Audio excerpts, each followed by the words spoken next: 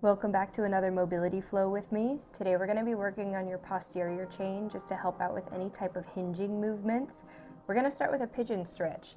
This is really great for that piriformis, so if you're sitting a lot and you feel some tightness in the low back and the glutes, this is something that's going to help out with that. You're going to have your knee in between your hands with your foot on the other side of you if you can. If you want to keep your leg more straight, that's totally fine.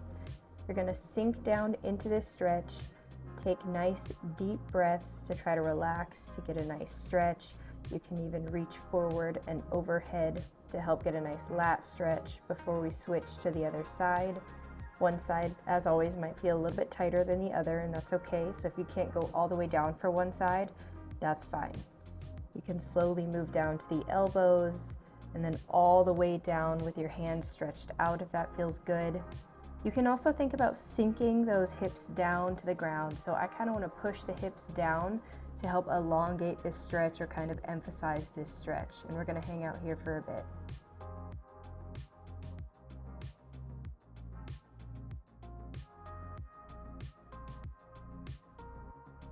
Next, we're going to do some seated and banded pelvic tilts. I like using a band because this is just a good physical cue and it gives us super light resistance to work with. So we're going to grab a really light band. We're going to put it behind us like this with your hands wrapped inside. Knees are apart. I'm sitting onto my heels, and then we're going to do these little arches and these tucks with your pelvis. So you kind of want to think about your pelvis as a bowl full of water. You're trying to tilt forward so you can pour the water out, and then tilt back so you can scoop water in. That's where I have a really rounded back. If that feels good and you want to increase the resistance, you can slowly walk your hands forward. I really like to emphasize each part here, so I'm really sinking my hips down and arching my butt up, and then I'm tucking and really trying to round the back. This is really great just to give you some awareness of your pelvis, which plays a huge part in your hinging motions, and also your low back. If you have any tightness in your low back, you might feel this here too.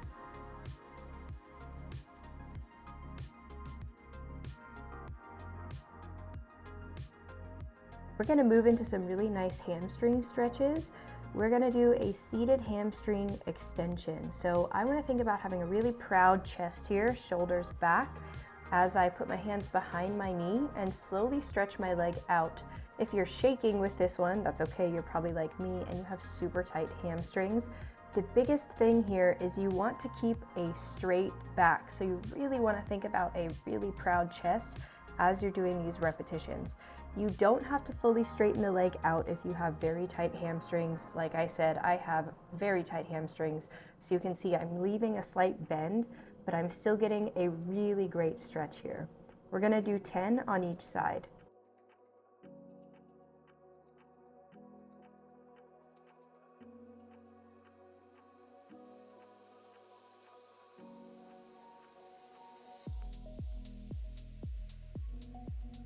Let's make sure we check in with your back. Is it nice and tall? Are we keeping our shoulders back? Exhale as you extend, inhale as you come back down.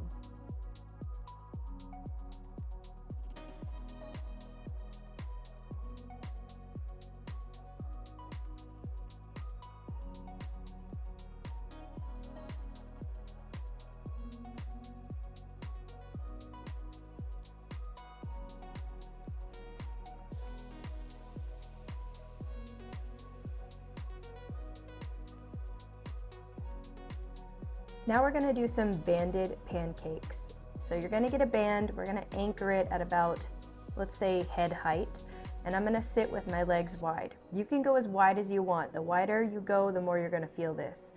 We're going to lean forward, letting the resistance band pull us, and then we're going to use our abs and hinge back so that we can get a really nice stretch on the adductors and the hamstrings.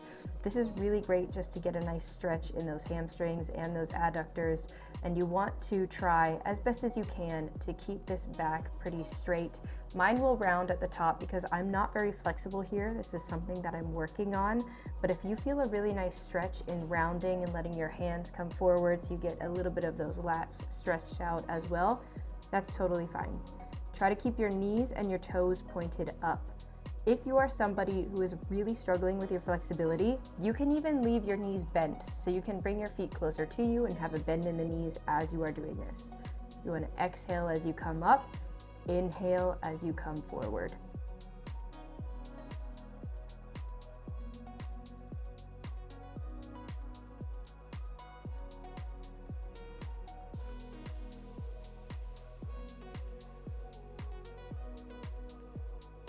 Last thing we're gonna do is a dumbbell good morning. You wanna get on a bench like this so that you can scoot all the way to the end. I like a narrow bench so that I have room to do this. We're gonna have our knees pointing out. We don't want them to cave in while we're doing this movement, so make sure you pay attention to your knees. We're gonna point the toes out at a 45-degree angle. Dumbbells are gonna be in front of us. Again, we're gonna try to keep a nice straight back as we come forward. Maybe try to touch the ground and then back up. You can see my knees are kind of coming in right here, and it's because I'm feeling really tight, and that's okay. I'm working on pushing them out so I get some nice tension right there. I'm controlling the way down, and I'm controlling the way up, so I can get a really great stretch on my hips and work on a bit of strength here too. If you're somebody who is really struggling with your flexibility here, you can face the opposite way towards the bench so that you're able to use the incline to your advantage. So you can pull the bench up, and then you can use the incline as a cue for you to reach forward if you can't go all the way down to the ground like this.